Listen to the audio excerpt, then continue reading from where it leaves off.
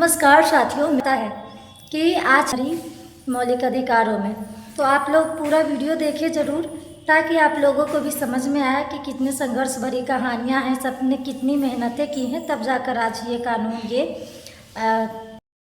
करना चाहेंगे।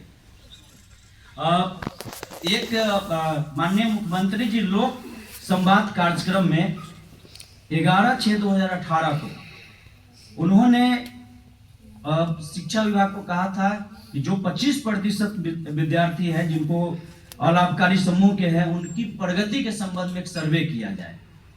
इस सर्वे कराने के लिए पहले जो राज्य परियोजना निदेशक है संजय सर थे उस टाइम में, उन्होंने एक पत्र निकाला था और उस पत्र में उन्होंने 5 इंस्टीट्यूट जो बिहार का बड़ा इंस्टीट्यूट है, ANC इंस्टीट्यूट भी उसमें है, चंद्रगुप्त प्रबंधन संस्थान था, एलन मिश्रा था, उसके बाद आदरी है और अमिटी यूनिवर्सिटी, इन 5 संस्थान को उन्होंने कहा था कि आप सर्वे करें।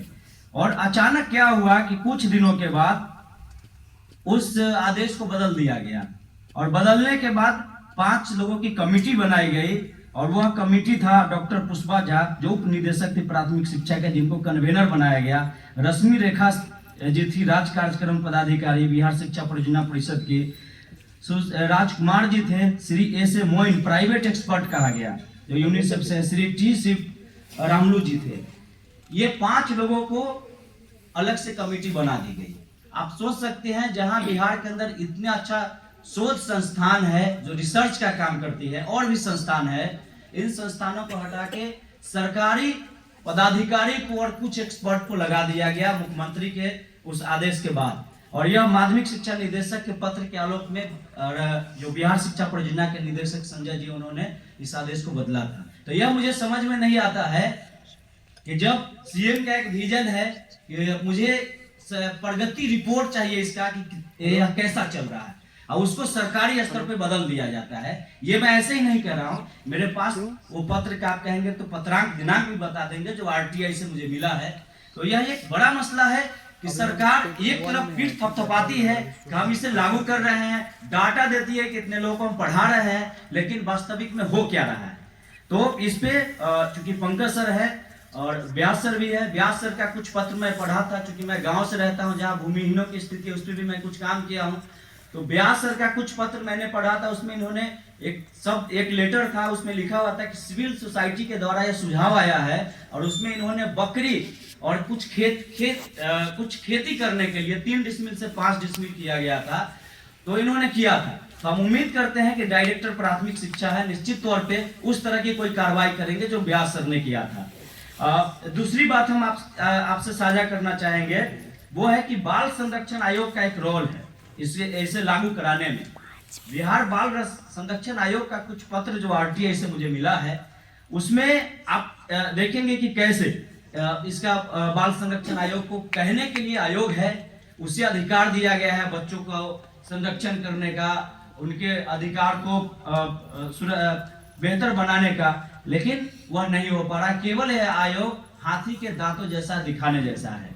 कुछ उदाहरण आपके पास मैं बता रहा हूं। एक बाल संरक्षण आयोग के अध्यक्ष ने एक लेटर लिखा था डायरेक्टर प्राथमिक शिक्षा को। वह पत्र का पत्रांक है 96 और दिनांक है 17 मार्च 2020। उसमें वह कहा गया कि गरीब बच्चों का नामांकन सुनिश्चित किया जाए और इस संबंध में जो विस्तृत रिपोर्ट है वह CD के माध्यम से आयोग को उपलब्ध कराया जाए। तो मैं जब बाल संरक्षण आयोग से रिपोर्ट मांगा कि आपने जो प्रपत्र में CD मांगा था उस CD की कॉपी मुझे दिया जाए, तो वहां से कहा गया कि यह प्राथमिक शिक्षा के पास है मौजूद है। प्राथमिक शिक्षा से फिर उस पत्र को लौटाया गया। मतलब आप कह सकते हैं कि ऑन रिकॉर्ड RTI में वह डेटा नहीं मिल पाया। तो ये बाल संरक्षण आयोग का है। बाल संरक्षण आयोग का ही वह रिपोर्ट है जिसमें यह बात कही गई है उसी पत्र में, जो मैं पढ़ के आपको सुनाना चाहता हूं। उसमें कहा गया है कि आयोग को बच्चों से संबंधित विभिन्न अधिनियमों के साथ साथ बच्चों को मुफ्त एवं अनिवार्य शिक्षा अधिनियम 2009 RTI के अधिनियमों को प्रावधान को लागू करने एवं अनुसरण करने का अतिरिक्त संयुक्त राष्ट्र बाल अधिकार समझौता पत्र 1989 में वर्णित बच्चों के अधिकारों को प्रतिस्थापित करने, हनन के मामलों में संज्ञान लेने, जांचोपरांत आवश्यक कार्रवाई करने की शक्ति विधि द्वारा प्रदत्त है। लेकिन उसके बाद भी आप देख रहे हैं कि पत्र केवल दौड़ता है, कुछ नहीं होता है। दूसरी बात है, एक भीख मांगने वाले बच्चों के संबंध में भी एक रिपोर्ट मांगा गया है, वह भी राइट टू एजुकेशन के दायरे में आते हैं, खासकर 6 से 14 वर्ष तक के बच्चों की बात करें। ऐसे तो आना चाहिए 0 से, लेकिन ठीक है।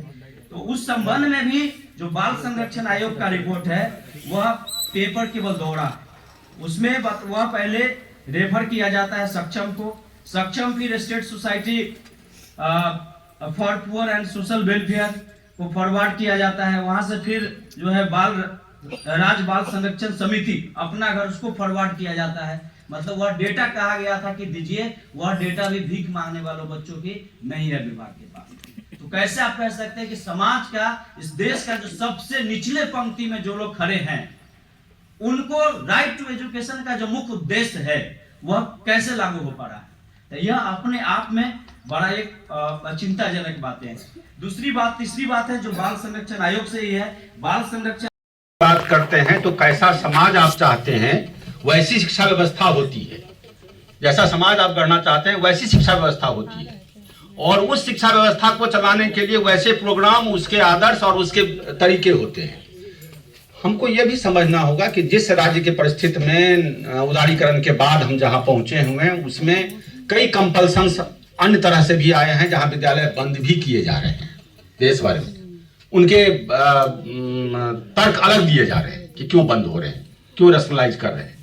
लेकिन जहां एक तरफ हमारे पास फंडामेंटल राइट्स की बात है, जिस पर हम अभी भी इस पर तवज्जो देते हैं कि सुप्रीम कोर्ट का वो जो भी जजमेंट था जिसमें कि फंडामेंटल राइट्स ऑफ लाइफ जो है वो फंडामेंटल राइट ऑफ एजुकेशन से अलग नहीं है। दोनों, जब ये जीने का अधिकार है तो शिक्षित होकर जीने का अधिकार भी उसमें शामिल है। तो मोहिनी जैन का जो वो है, और उसी तरह से अगर आप बाकी चीजों को देखें तो ये मैटर ऑफ इंटरप्रिटेशन है। कल चर्चा हो रही थी जिसमें एटलीस्ट शब्द को किस तरह इस्तेमाल किया जा रहा है उसको भी समझिए। 12(1)(c) पर ये पूरा सेमिनार केंद्रित है। 12(1)(c) में एक गाइडलाइन है कि कम से कम मतलब 25% बच्चों को रखेंगे। तर्क बहुत साफ है कि उन प्राइवेट विद्यालयों को आपने ढेर सारी सुविधाएं सब्सिडाइज फ्रेम में दी है। वो पब्लिक एक्सचेकर का लाभार्थी है, वो जमीन सस्ता लेता है, बाकी सुविधाएं भी उपलब्ध करता है। हाँ, और ये जो सबसे बड़ी बात है कि वो जो 25% लेता है वो लॉटरी करके लेता है। माने ये तो अजीब सी बात है ना। आप अपने नेबरहुड के बच्चों को, चाहे कोई भी है, यदि 25% एटलीस्ट की ही बात है तो कोई जो आता है वो 25% में आएगा। उसके लिए लॉटरी की जो आएगा वो देंगे, बाकी को नहीं देंगे। एक दूसरी बात, मैं पंकज जी हैं इसीलिए कह रहा हूं, अधिकारियों के बीच में भी ये संवाद होना चाहिए कि ये एटलीस्ट 25% है, मैक्सिमम नहीं, ये मिनिमम है। आप मैक्सिमम की कोई सीमा नहीं रखी गई है। मैक्सिमम की सीमा 100 है, मतलब कोई सीमा नहीं है। वो आप जितने बच्चे जाएंगे उनको वहां करना बाध्यकारी होगा। एटलीस्ट 25% बाध्यकारी तो है ही, इसलिए उसके व्याख्या को भी बदलने की आवश्यकता है, जिससे कि हम जहां पर यह कह के लोग ले रहे हैं कि 25% तो हमने ले लिया, बस हो गया हमारी जिम्मेदारी, वहां राज्य सरकार की जिम्मेदारी बनती है उस रेगुलेशन को थोड़ा और स्ट्रिक्टली मॉनिटर करें। आपने हमें समय भी दिया, हमें सुना भी, और अपनी महत्वपूर्ण सुझाव हमें दिए। इसके लिए और ये कर सकते हैं। बहुत कमियां हैं, इसीलिए तो यहाँ बैठे हुए हैं। और कमियां नहीं होती तो यहाँ बैठने की जरूरत क्या थी? तब तो चल रहा होता। जहां तक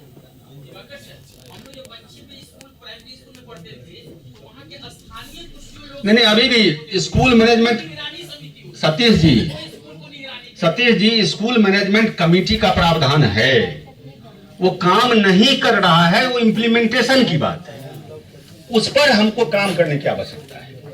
हाँ, एक उनको भी काला नहीं।